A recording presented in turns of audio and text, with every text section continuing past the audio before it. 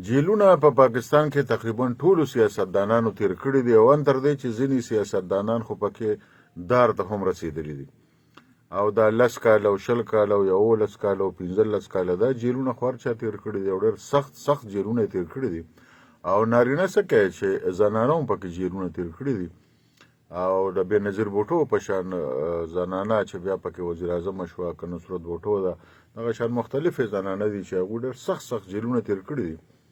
خو چېرې هم هغوی د ملک د مفادو پر ضد باندې خبره نه ده کړې او دی نه دي ویلي چې یاره د فوج سرلښکر راپاسي او ما وجني دا یو نوی قانون شروع شو په پاکستان کې چې د پاکستان پخوانی وزیر اعظم عمران خان چې د تحریک انصاف بنسټګر دی هغه نن سبا په جیل کې د کرپشن په کیسونو کې په جیل کې دی د جیل نه د هغه بیانونه راځي په ټویټر یا ایکس باندې چې عجیبه شانته خبره ده چې یو سړی په جیل کې دی هغه سره د موبایل سهولت نشته او د هغه بیان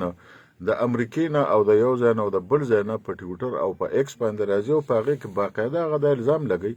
چې که په جیل کې زه مړ شوم یا زما ښځه مړه شوه نو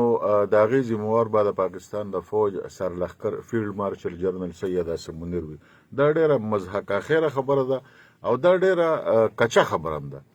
لکه یو سړی په جیل کې دومره چغې نه دی والې لکه څنګه چې عمران خان ووالې په دې باندې سړی بدې ښکاري جیل که هر څنګه وي چې سړی سیاست کوي او یا په کلي کې مشري کوي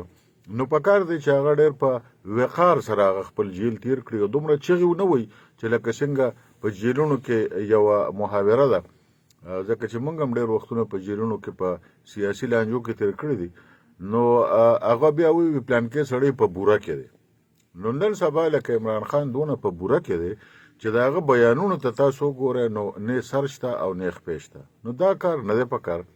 په وقار سره خپل جیل تیرول پکار دی سیاست کې دا خبره شته که آیا مخکې چې ته نی شوې نو یو سړی دی ووایي په 1940 کې پاکستان جوړ شوی دی د پاکستان نه پس تاسو وګوره چې باچا خان څومره جیل تیر کړی دی ولی خان څومره جیل تیر کړی دی بوټو پکې 500 ته ورسېد زرداری څونه جیل تیر کړی دی نواز شریف څونه جیل تیر کړی دی شهباز شریف څونه جیل تیر کړی دی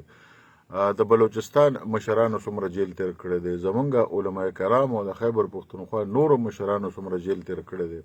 مولانا فضل الرحمن څومره جیل تیر کړی دی دغه شان آفتاب شیرپو څومره جیل تیر کړی دی دغه شان د پنجاب نور لیډرانو څومره جیلونه تیر کړي دي د سند مشرانو څومره جیلونه تیر کړي دي نو داسې نوې خبره خو نه ده خو نه پوهېږم چې لکه یو سړی دی وایي چې زه د پاکستان په 40 کروړو خلکو باندې حکومت هم وکړم او زه به جیل ته هم نه ځم او زما غلط کار ته هم څوک غلط نه وایي او زما هرې خبرې ته به سمه وایي او فوج که ما سره ملګري خو هغه محب وطن دی او که ما سره ملګري نه نو دا غداران دي او بی بنیاده اوس دا الزام لګوله که ما ته په جیل کې څه نقصان ورسېد او زه په جیل کې مړ شوم نو دې ذموار به پلان کې کسي دا خو ډېره اسانه خبره ده لکه زم په دغه شان کښېنم او یو بیان به ورکړم چې که ما ته نقصان ورسېد نو ذموار به پلان کې کسي دا هسې ځان مشهورول دي او یو سړی چې د سټیج نه لرې شي او یو سړی چې بیا څوک پیغام غرض نه کوي نو هغه وایي چې یاره داسې یو خبره وکړه چې له ټولو خلکو راته پام شي نو موږ جناب عمران خان له دا مشوره ورکړو چې ډېره په وقار باندې خپل جیل تیر کا په سړیتوب باندې خپل جیل تیر کا او دا مه کوه چې خلک بیا وایي چې عمران خان په بوره کې دی په جیل کې دا یو اصطلاح ده دا استعمالیږي او د جیل ملګري پرې ډېر ښه پوهېږي چې چا جیلونه تیر کړي نو د هغه دغه بیان موږ سخت مذمت کوو او داسې بیانونه نه دي ورکول پکار چې په ملک کې ته نورې لانجې جوړه کړي په خیبر پښتونخوا کې ستا حکومت دی د پښتونخوا خلکو له ریلیف ورکړه خپلو د پارټۍ مشرانو ته ووایه چې وایي د پښتنو خدمت ته ملا وتړی نو ته دغه ځای کې په جیل کې تقریبا 2 کال نه دي شوي او دومره چغې دې جوړې کړې دي چې تر مریخه پورې ستا چغې رسي مړه دا کال او 2 کال او دا 6 میاشتې او دا 8 میاشتې او 13 میاشتې جیل خو زمونږ په شان معمولي صحافیان هم تیر کړی دی خو دومره چغې چا نه دي والې نو لهذا دومره بې صبري نه ده پکار